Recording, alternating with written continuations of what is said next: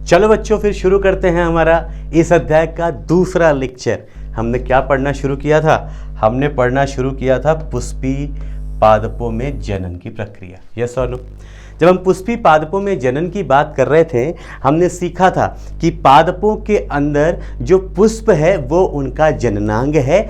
पुष्प के अंदर उसके पुष्पासन के ऊपर जो संघनित पर्व संधियां हैं, उन पर्व संधियों से बेसिकली जो पर्व संधियां हैं वहां से चार चीजें निकल रही हैं। यस और नो? सबसे बाहर की तरफ है बाह्य दल, और पूरे को अगर बोले तो बाह्य दल पुंज, है ना। एक पुष्प में हमने एक को बोला बाह्य दल, और वो कई होते हैं ना फूल पे पूरा गोल से, तो बाह्य दल पुंज। यस और नो? जिनका काम क्या था?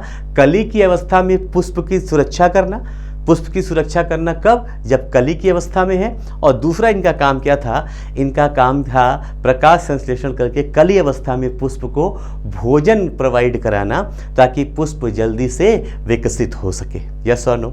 इसके अंदर थे रंगीन भाग, याद है? इसके अंदर थे रंगीन भाग, जहाँ पे रंगीन भागों का काम क्या था? कीटों को परागण के लिए आकर्षित करना। यस और नो? फिर तीसरा हमने पढ़ा पुंकेसर के बारे में। किसके बारे में? पुंकेसर के बारे में। पुंकेसर की जो संरचना है वो पुंकेसर नर जननांग है, जिसमें एक तंतु जैसी संरचना थी और दूसरा ऊपर फूला हुआ पराग कोश था। हमने पर ये भी सीखा था कि पराग कोश के भीतर ही पराग कण बनेंगे, जो भविष्य में क्या बनाएंगे? नर युग्मक। तो आज हम लोग स्पेसिफिकली नर जननांग के अंदर कैसे पराग कण का निर्माण होता है और कैसे नर युग्मक बनेंगे, इसके बारे में बात करने वाले हैं। क्लियर बच्चों? तो आइए शुरू करते हैं। हम लोग बात कर रहे थे पुंकेसर की संरचना की, क्योंकि पुंकेसर ही क्या है? पुंकेसर ही नर जननांग है पादप का। यस और नो? पुंकेसर क्या है? नर जननांग। और जब हम पुंकेसर की संरचना बना रहे थे तो हमने बनाया भी बहुत बढ़िया से था कि भाई नीचे हो गया इसका आधारीय भाग, और ऊपर का थोड़ा सा ये नीचे हो गया इसका आधारीय भाग, और ऊपर क्या था? ऊपर ऐसा थोड़ा सा सोलन सा हिस्सा था। यस और नो? ऐसी बात की थी हमने बच्चों? ऊपर था ऐसा फूला हुआ हिस्सा।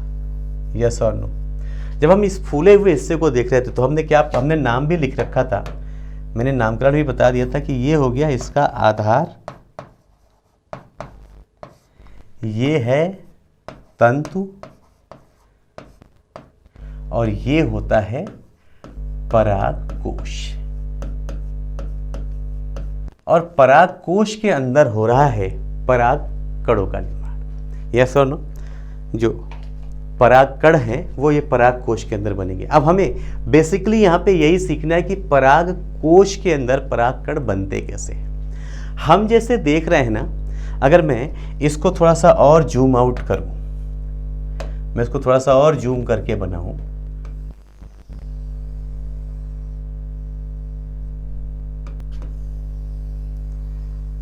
तो आप चौंक जाएंगे देख के, क्योंकि इसकी संरचना ही कुछ ऐसी है।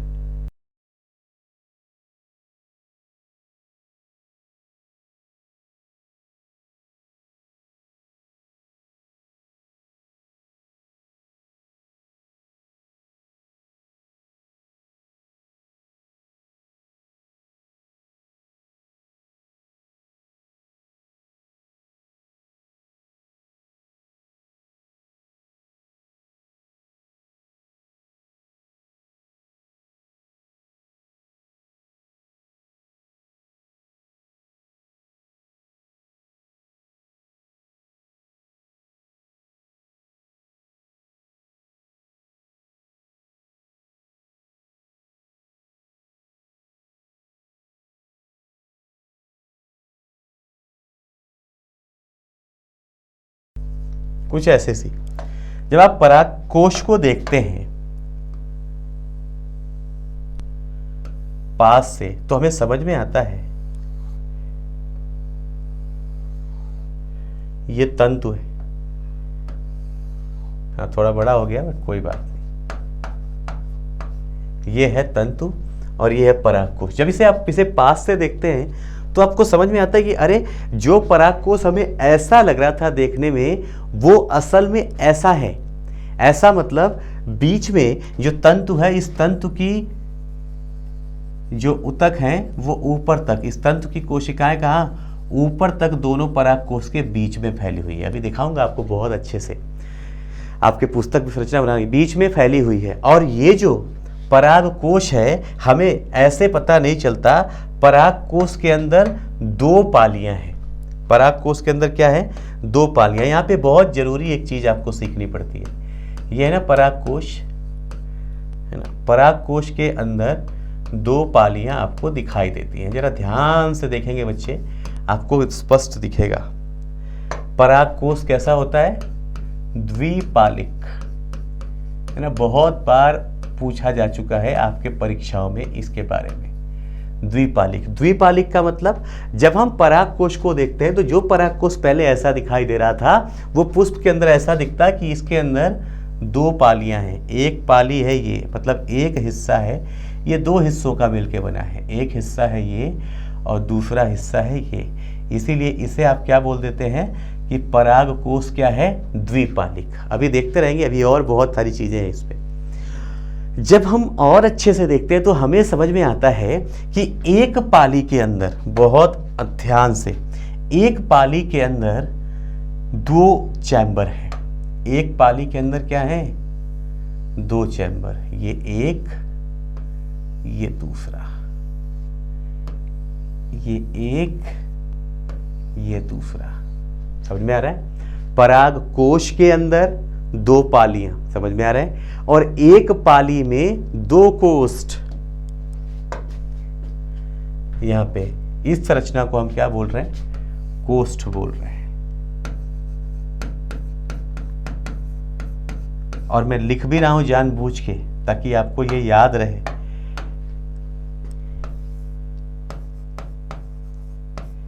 एक पाली में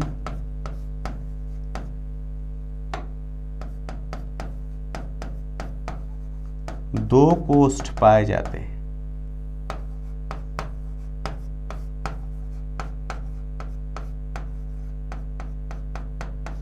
एक पाली में कितने कोष्ठ पाए जाते हैं, 2 कोष्ठ। यानी एक परागकोश में 2 पालियां हैं और एक पाली में 2 कोष्ठ है। इसका मतलब कि जो परागकोश है वो चतुष्कोष्ठी है। यस और नो। आपकी एनसीईआरटी में ना द्विपालिक के आसपास कहीं पे आपकी बुक में, क्योंकि एनसीईआरटी ही राजस्थान बोर्ड में चलती है, द्विपालिक के साथ द्विकोष्ठी लिखा हुआ है, तो आप वही रट लेते हो। लेकिन नहीं, ये जनरली कैसा होता है, चतुष्कोष्ठी। ये कैसा है जनरली, चतुष्कोष्ठी संरचना है। यस और नो। अब आपको यहीं पे समझना है सारी कहानी, डिटेलिंग हम करेंगे, बट आपको सारा रामायण जो है वो यहीं पे सीखने की कोशिश करना है बच्चे। बड़ी महत्वपूर्ण बात है, बहुत ध्यान से देखना। हमने बात की है पुंकेसर की नर जननांग की। नर जननांग के अंदर 3 संरचनाएं, उसका आधार, जिस आधार से ये पुष्पासन से जुड़ रहा है, उसके बाद पतला सा लंबा सा संरचना तंतु, जो तंतु परागकोश और आधार के बीच का कोमल लंबा संरचना है धागे के जैसे। यस और नो। जो इसे पुष्प के अंदर ऊपर की सतह तक उठाए रखता है।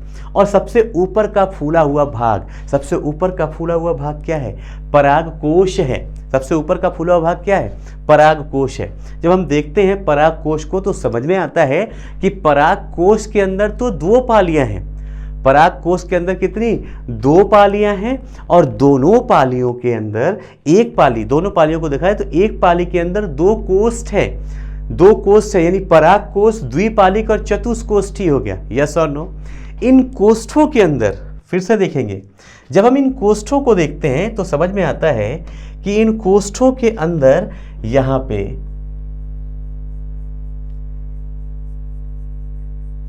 कुछ कोशिकाओं का समूह है। क्या है, कुछ कोशिकाओं का समूह है। यहां पे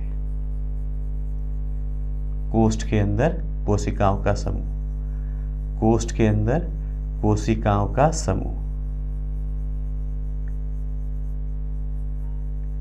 ये लो, इन कोष्ठों के अंदर क्या है? कोशिकाओं का समूह है। देखो इससे अच्छा नहीं समझ सकते थे, इससे क्लियर तरीके से आपको समझा नहीं सकते, इसलिए बहुत ध्यान से सीखना है ना। रट लेना अच्छी बात है, लिख लोगे, बस समझ के कर लोगे तो बहुत मजा आएगा। देखो पराग कोश में दो पाली में एक पाली की अगर बात करूं तो 2 कोष्ठक, यानी टोटल पराग कोश के अंदर 4 कोष्ठक। अब इन चारों कोष्ठकों के अंदर इनके अंदर है जिसे हम बोलते हैं लघु बीजाणुधानी। क्या बोलते हैं बेटा? लघु बीजाणुधानी। पढ़ोगे आपकी एनसीईआरटी में सब लिख रखा है, आपकी किताब में सब लिख रखा है। इनके अंदर क्या है? लघु बीजाणुधानी। इन लघु बीजाणुधानी के अंदर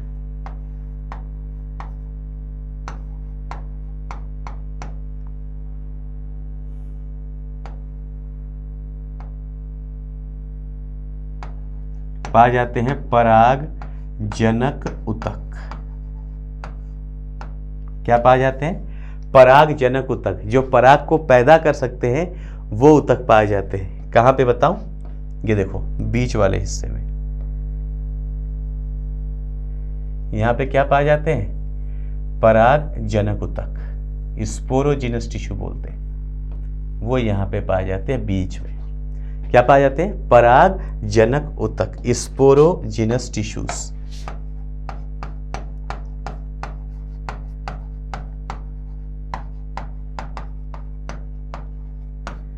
ये पराग जनक उतक पाए जाते हैं। जो पराग जनक उतक के अंदर की कुछ कोशिकाएं विभाजित होती हैं, जो विभाजित होती है उन्हें हम बोलते हैं पराग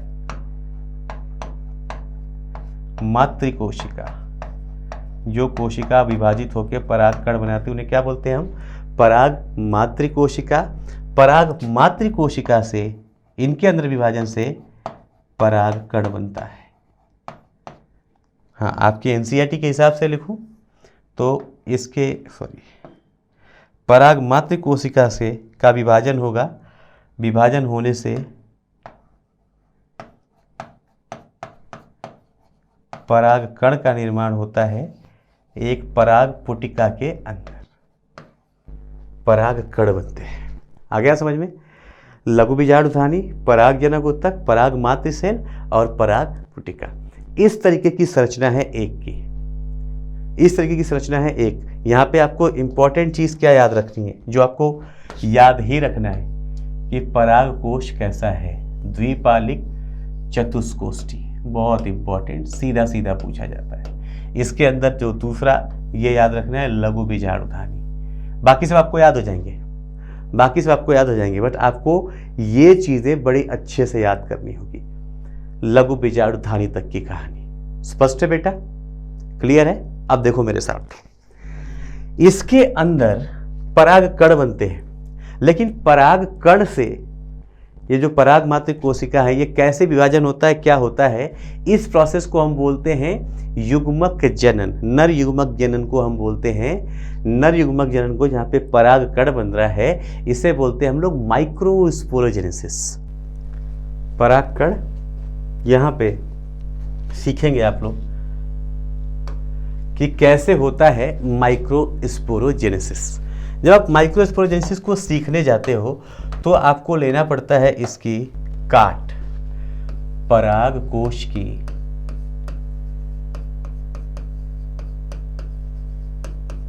अनुप्रस्थ काट।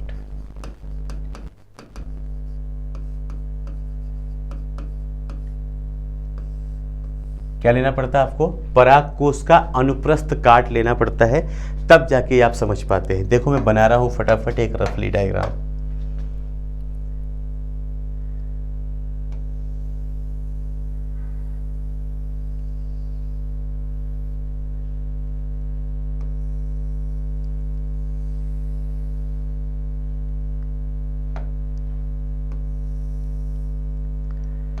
फिश,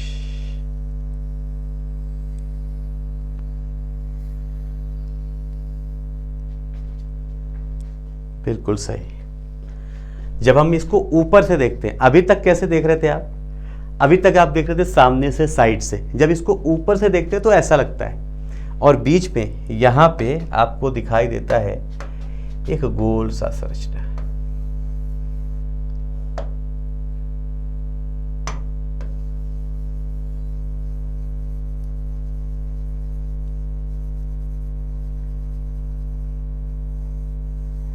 क्या दिखाई देती है बेटा?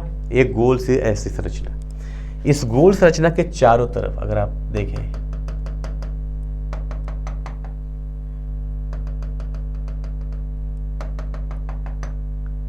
ये है जो दो पालियां बना रहा है, गोल संरचना जो क्या कर रहा है, इसको दो पालियों में बांट रहा है। हमने ये भी सीख लिया है ना कि एक पाली के अंदर 4 कोष्ठ हैं, यस और नो?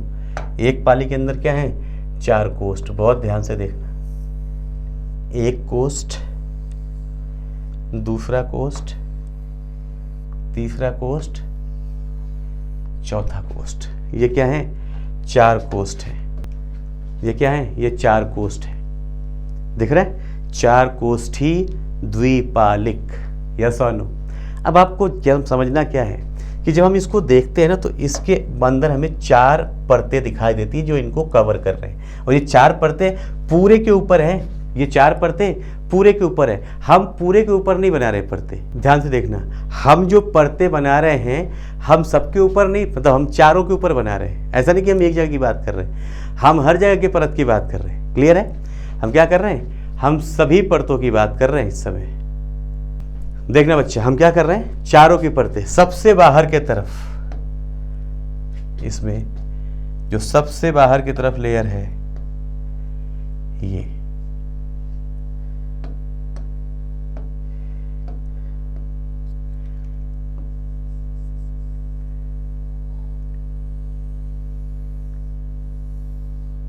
हम बस एक कोष्ठ में बनाएंगे। आपको ये क्या समझ लेना है कि ये सबके अंदर ऐसा ही है। क्लियर बच्चे? ये ले लो।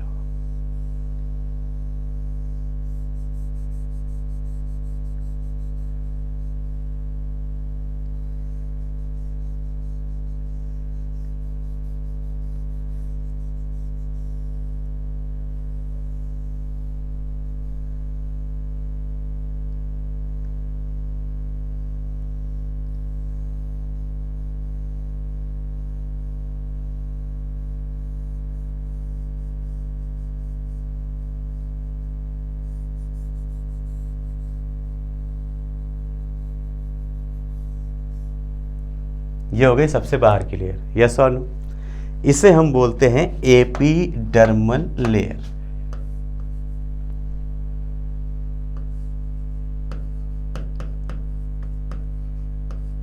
बाह्य त्वचा परत। ये क्या होती है? बाह्य त्वचा परत, सबसे बाहर की। इसके अंदर पाई जाती है एंडोथीसियम की लेयर। किसकी लेयर? एंडोथीसियम की लेयर।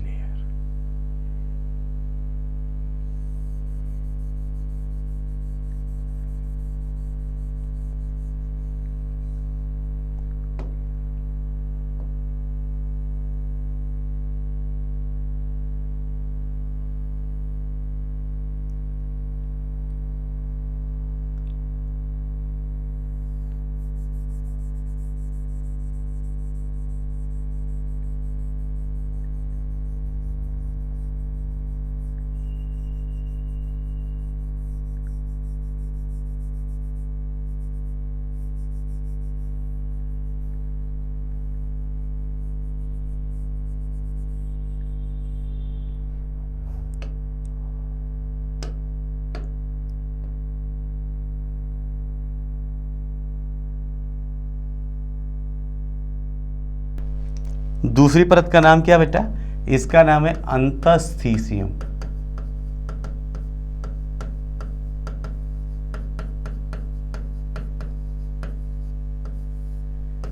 एंडोथीसियम की लेयर बोलते हैं, अंतस्थीसियम। क्लियर? इसके बाद पाई जाती है मिडिल लेयर।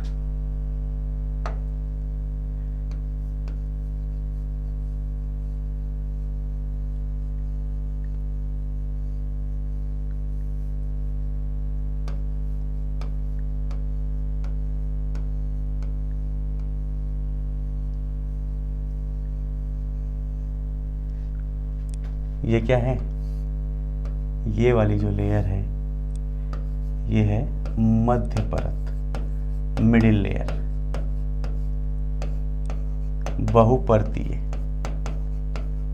ये क्या होती है, बहुपर्ती। अभी तक तो एक एक लेयर बन रही थी, ये कैसी है, बहुपर्ती, एक से ज़्यादा पाई जाती है। और जो कोस्ट की आखिरी की लाइन जो देख रहे हैं ना आप लोग, ये होती है बेटा टेपिटम की लाइनिंग।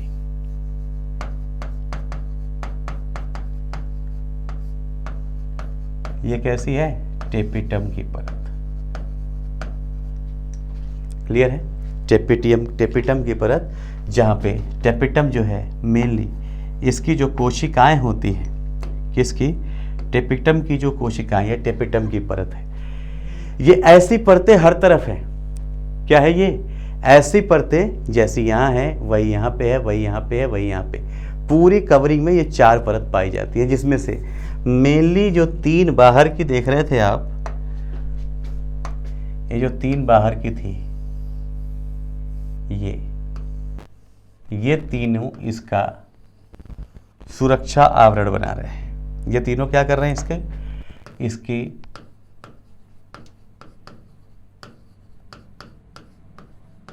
इसका क्या कर रहे हैं, ये तीनों सुरक्षा आवरण बना रहे हैं। और सुरक्षा आवरण बना के यहाँ पे ये संरचना बनी हुई है। यहाँ पे अगर आपको याद हो, अब मैं एक ही जगह, मतलब बहुत सारे स्ट्रक्चर तो हम ले सकते हैं, अगर आपको याद हो तो यहाँ पे हमने बोला था, यहाँ पे बहुत सारी कोशिकाओं का समूह है, जिसे हमने बोला था लघु बीजाणुधानी। याद आ रहा है,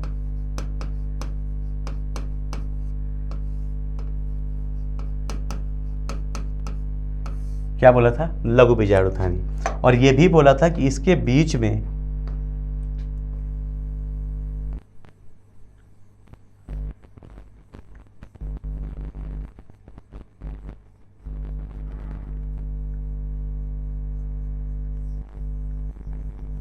यहां पे है स्पोरो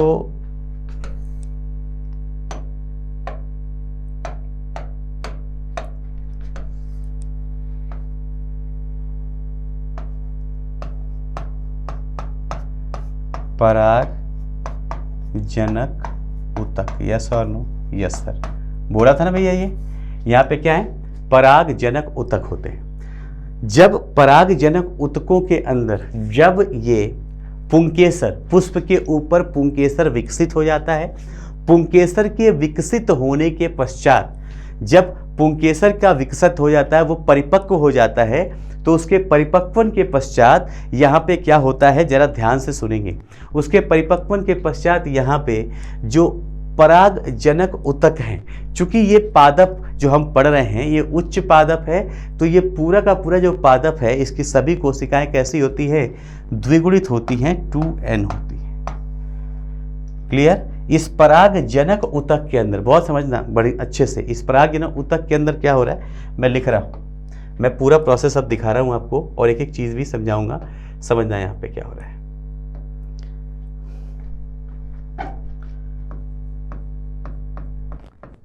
पराग कण निर्माण, पराग कण का निर्माण कैसे हो रहा है, ये जरा समझना है। बीजाणुधानी के अंदर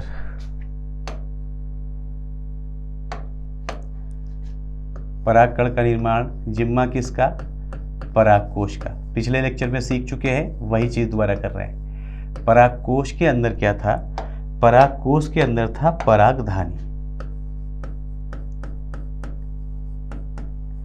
क्या था बच्चे, परागधानी, या इसे आप बोल रहे थे लघु बीजाणुधानी।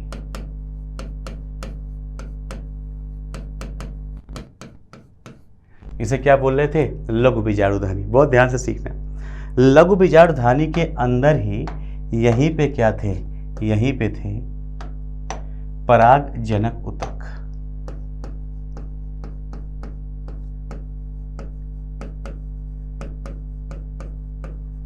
देख लो अगर कहीं पे कोई शंका हो रही हो तो। पूरी संरचना, कोष्ठ, कोष्ठ के अंदर लघु बीजाणुधानी, यस और नो। लघु बीजाणुधानी के अंदर पराग जनक ऊतक, यहाँ तक है। पराग जनक ऊतक के अंदर क्या हो रहा है, जो द्विगुणित संरचना है, 2n संरचना है, यहाँ पे अर्धसूत्री विभाजन से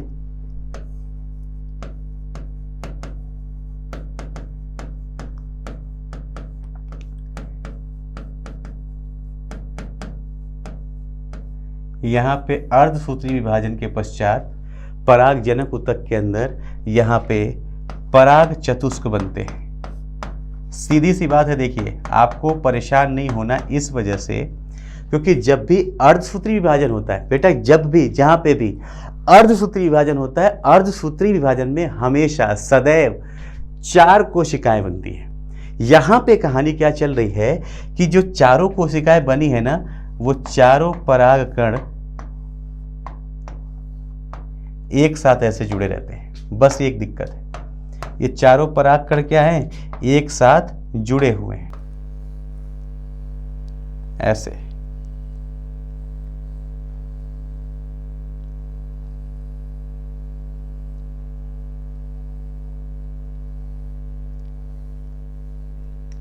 जिसे हम क्या बोल रहे हैं, पराग चतुष्क बोल रहे हैं। ये कहाँ पे बन रहे हैं, जब इस पराग जनक ऊतक के अंदर यहाँ से विभाजन शुरू होता है। ध्यान से सुने, जब पराग जनक ऊतक के अंदर विभाजन शुरू होता है, उस समय ये जो परागधानी है, कौन है, परागधानी, ये परागधानी पराग पुटिका में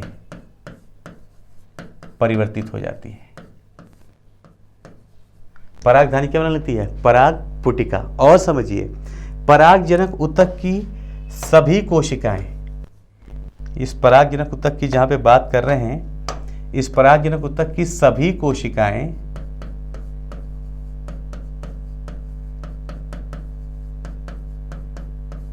विभाजित होकर,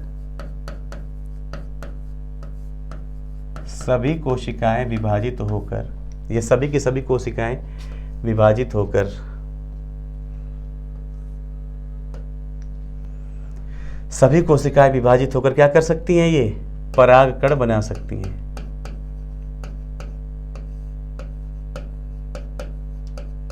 परागकण बनाने में सक्षम हैं।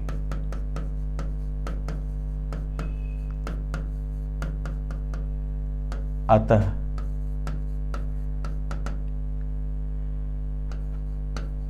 परागकणों का निर्माण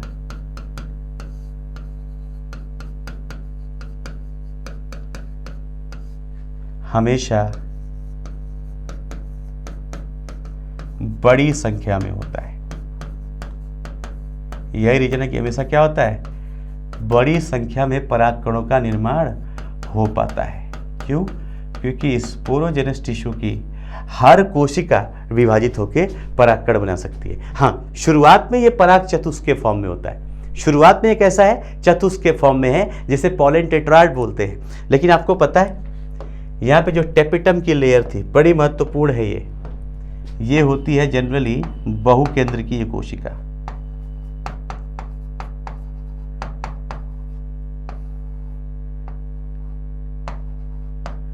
कैसी होती है ये, बहुकेंद्र की कोशिका। इस टेपिटम का काम क्या किया, जरा देखना। पहला,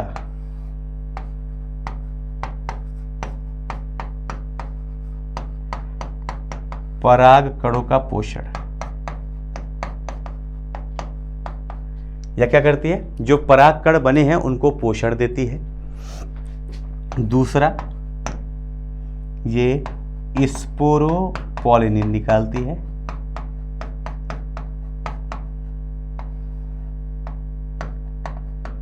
स्पोरोपोलिनिन का स्रावण। और तीसरा और बहुत महत्वपूर्ण, कैलेज एंजाइम का निर्माण। कैलेज एंजाइम, आप समझेंगे आप लोग पूरी बात। मान लीजिए यहां पे वो चतुष्क बने, ठीक है, जो जनरली कैलेज से ही जुड़े होते हैं, मतलब कैलस लाइक स्ट्रक्चर के पास ये पाया गया। सबसे अंदर की परत का नाम क्या है, यही तो है टेपिटम। अरे हाँ या ना बोल दे यार बेटा, यही तो है टेपिटम। टेपिटम ने क्या किया, पराग कणों का पोषण करना है। इसने निकाला कैलेज एंजाइम। क्या निकाला? कैलेज एंजाइम। वो एंजाइम जो निकलता है वो इसके ऊपर काम करता है, और जैसे इसके ऊपर काम करना शुरू करता है तो इसके ऊपर जो परत है उन परतों को वो विघटित कर देता है, और ये परागकण विमुक्त होके ऐसे 4 परागकण बना लेते हैं। समझ में आ रहा है? तो पहले यहाँ पे जो आपको ऐसे दिख रहे हैं, ऐसे मतलब ये 4 एक साथ, इनका क्या हो जाएगा? कैलेज एंजाइम के द्वारा विघटन।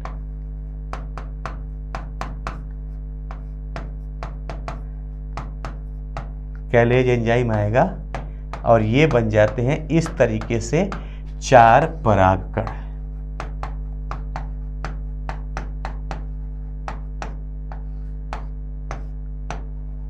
इस तरीके से क्या बन गए? 4 परागकण बन गए। यस और नो? अब ये जो 4 परागकण हैं वो बनेंगे कहाँ पे? यहाँ पे। पता है कहाँ पे? ये जो बीजाणुधानी थी, लघु बीजाणुधानी, अगर अब आपको याद हो तो मैंने पहले ही बोल दिया कि लघु बीजाणुधानी अब क्या हो चुकी है? ये परिवर्तित हो चुकी है। किस में? ये परिवर्तित हो चुकी है पराग पुटिका के। याद आ रहा है? ये किस में परिवर्तित हो गई? पराग पुटिका। तो ये बन गया है पराग पुटिका। यानी पराग पुटिका कहीं बाहर से नहीं आ रहा, इसी लघु बीजाणुधानी के परिवर्तन से क्या बन गया है? पराग पुटिका बन गई। क्लियर बच्चे? इस पराग पुटिका के अंदर ये आपके परागकण आ गए। और अब क्या होगा? और देखिए, ये जो परागकण चारों बने हैं, ये बने अभी भी इसके अंदर ही हैं। यस और नो? इसके अंदर, और इसके ऊपर की परत अभी भी क्या है? टेपिटम। टेपिटम ही इनको न्यूट्रिशन देती रहती है। ध्यान दें, टेपिटम ही क्या करेगी? इनको न्यूट्रिशन देगी, इनका खाना। परागकण बन गए, परागकणों का पोषण। अब इनका क्या होगा? टेपिटम के द्वारा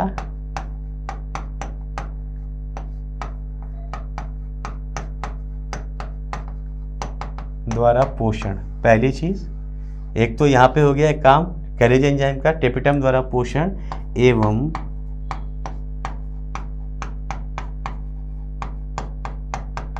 परागकणों का परिपक्व। अभी ये जो बने हैं ये पूरे परिपक्व नहीं है, अभी इनका क्या होगा? परिपक्वन होगा। अभी क्या हो रहा है वो भी समझिए। ये जो परागकण बने हैं बच्चे, ये जो परागकण बने हैं, ये परागकण अगुणित होगा। इसमें तो कोई संभावना ही नहीं है, इसमें तो कोई डाउट ही नहीं है कि ये कैसा होगा? अगुणित होगा। ध्यान से देखना, यहाँ पे हमने जो बात की, लिखा भी था मैंने, यहाँ पे जो बनाया हमने परागजनिक ऊतक में, ये 2n था। तो ये जो संरचनाएं बनेंगी ये कैसी बनेंगी? अगुणित बनेगी, n बनेगी। अरे हाँ या ना? क्यों? क्योंकि आपने विभाजन कैसा किया है? अणुसूत्री। तो ये जो बन रहे हैं परागकण, ये सब क्या हैं? n प्लॉइडी वाले हैं, हैप्लॉइड प्लॉइडी वाले। यस और नो? अब बोल रहे हैं इनका परिपक्व। देखना यहाँ पे क्या हो रहा है। ये बन गया एक परागकण जो n संरचना वाला है। अब ये बनने के बाद इस परागकण के अंदर होता है विभाजन। अब हो रहा है कौन सा विभाजन? ये आपको याद रखना है। विभाजन हो रहा है असमान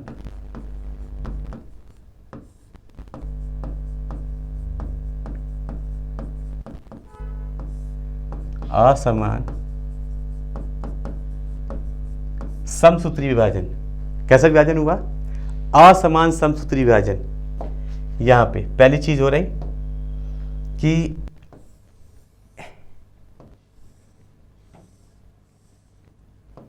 यहां पे विभाजन हुआ, लेकिन ये विभाजन कैसा है? असमान।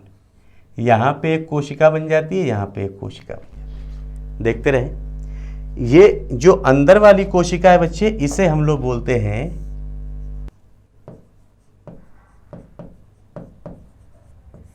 जननिक कोशिका। ध्यान से देखते रहेंगे, इसे क्या बोलते हैं हम लोग? जननिक कोशिका। और ये जो ऊपर वाली है इसे हम लोग बोलते हैं कायिक कोशिका।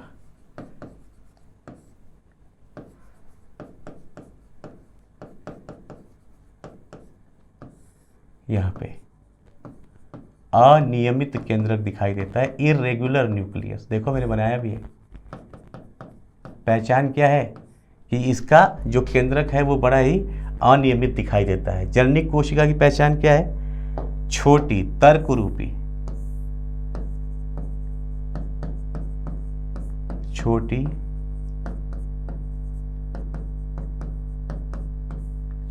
तर्क रूपी कोशिका होती है, जो ऐसा लगता है कि इसी के अंदर मतलब पराग कण के अंदर जो कायिक कोशिका है उसके अंदर ही तैर रही है, उसके जीव द्रव्य में तैर रही है। लिखा है आपके एनसीईआरटी में, प्रतीत होता है कि जनन कोशिका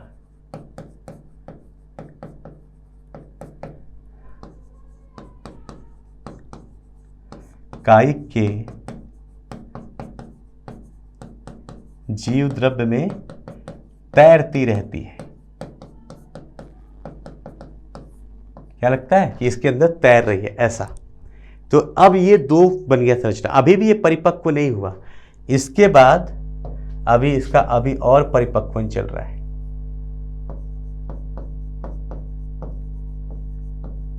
अब परिपक्वन कैसे हो रहा है वो भी देखें। यहां पे जो संरचना है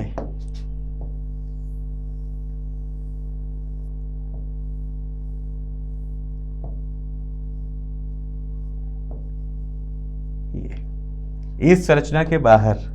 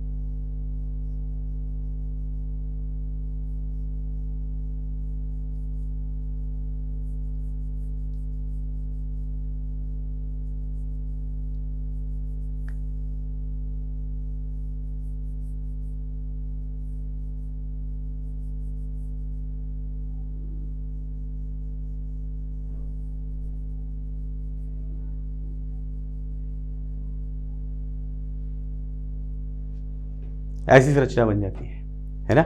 यहाँ पे परिपक्वन में क्या हुआ, ये जो बाहर दिख रहा है ये है sporopollenin. What is this? This is sporopollenin. यहाँ पे ये टेपिटम द्वारा स्रावित किया गया है, यस और नो? ये क्या है?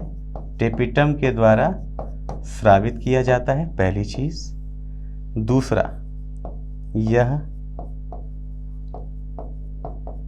धरती का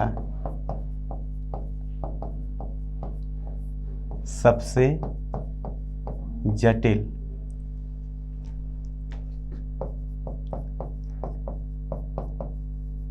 प्रतिरोधी पदार्थ है।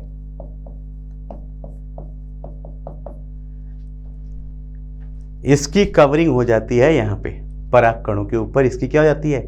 कवरिंग। हाँ, यहाँ पे कुछ जगह ऐसी होती है जहाँ पे ये नहीं पाए जाते, कुछ जगह ऐसी भी होती जहाँ पे ये नहीं पाए जाते। इन जगहों को आप बोलते हैं जनन छिद्र। इन जगहों को आप क्या बोलते हैं बेटा? जनन छिद्र बोलते हैं। क्लियर बच्चे? तो ये आपने देखा क्या, पराग कण का निर्माण कैसे हो रहा है। स्पोरोपॉलिन बन रहा है टेपिटम के सिक्रीशन से। धरती का सबसे जटिल अवरोधी या प्रतिरोधी पदार्थ है। इस तरीके से अब जो बना है यह एक परिपक्व पराग कण है।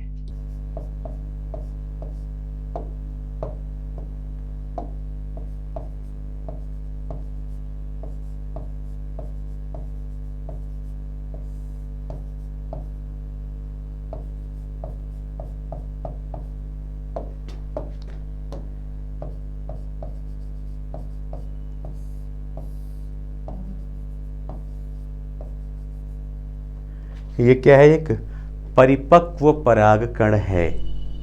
स्पष्ट हुआ यहां तक? ये अब एक लास्ट बात कर लेते हैं। 60% से अधिक पौधों में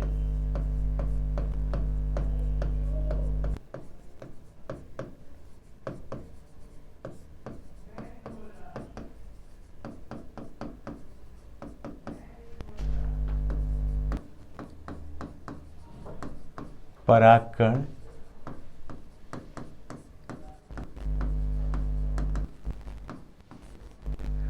इसी अवस्था में निकलते हैं। 60% से अधिक पौधों में इसी प्रकार में निकलते हैं। 40% पादपों में 40% पादपों में परागकण 3 कोशिकीय परागकण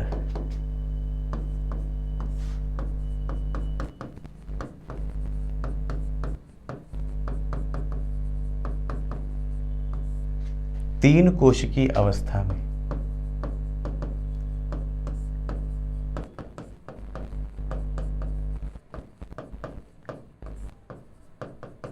कैसे 3 कोशिकीय, कैसे ये संरचना दिखी। इसमें हमने ये आपने क्या कर लिया था, ये आपने बना लिया कायिक कोशिका,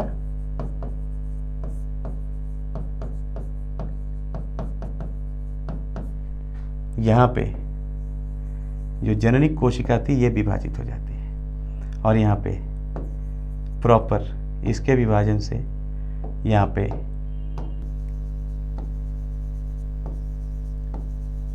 ऐसी 3 कोशिकीय अवस्था हो जाती है। यहाँ पे क्या था,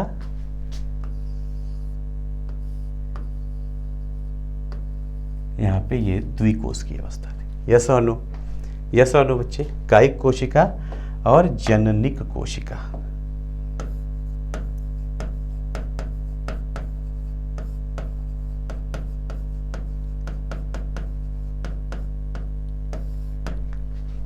ये क्या है बच्चे, जननिक कोशिका। इस तरीके से परागकण यहाँ से निकल जाते हैं और यही परागकण परागण की प्रक्रिया से पहुंचेंगे पुष्प के वर्तिकाग्र पे। और तो वर्तिकाग्र पे जब ये पहुंच जाएंगे तो वर्तिकाग्र पे पहुंचने के बाद ये पुष्प के वर्तिकाग्र पे वहाँ पे जो आपने पढ़ा था, आपको जो मैंने बताया था, एक बार और समझ लीजिए थोड़ा सा और।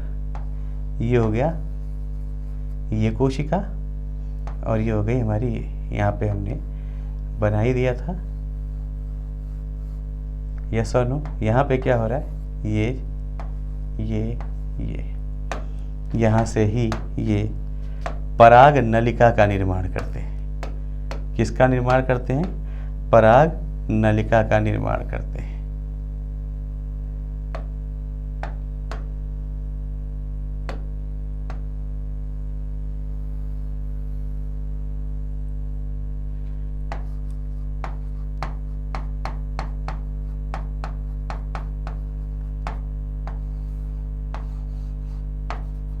और यही पराग नलिका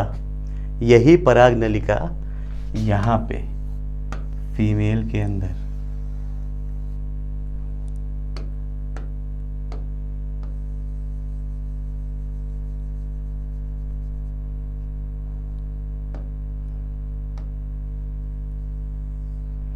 यहाँ से ये पराग नलिका का निर्माण करके जाती है और फीमेल के अंदर जाके यहाँ पे जो ये है, जो जननिक वाला है, समझ लो अभी से, बनाएंगे बाद में, जो जनन कोशिका है, ये जनन कोशिका ही जब 2 स्टेज में होती है तो ये विभाजित होकर नर युग्मक बनाती है। यही क्या करती है, नर युग्मक बनाती है। स्पष्ट है, मतलब जब ये जाएगा यहाँ से तो इसके अंदर नर युग्मक यहाँ पे, जब द्विकोशिकी स्थिति में होगी, बहुत यहाँ पे ध्यान देने वाली बात है, हालांकि मैं जब पढ़ाऊंगा निषेचन फिर समझाऊंगा कि जब द्विकोशिकी स्थिति में होगी तो यही जननिक कोशिका के विभाजन से नर युग्मक बन जाएगा। यस और नो। और जब त्रिकोशिकी में है तो ये दोनों पहले से ही नर युग्मक बने हुए हैं। जैसे ही ये कायिक कोशिका विभाजित होके ये बढ़ के अपना पराग यहाँ पे पराग नलिका बनाएगी, ये नर युग्मक अंदर जाएंगे और जाके निषेचन कर लेंगे। लेकिन निषेचन के लिए मादा युग्मक के अंदर भी अंड कोशिका बनी होनी चाहिए। और ये कैसे बनती है, क्या क्या कार्यक्रम वहाँ होता है, वो हम लोग पढ़ेंगे अगले लेक्चर में। Till then, God bless, take care, have fun.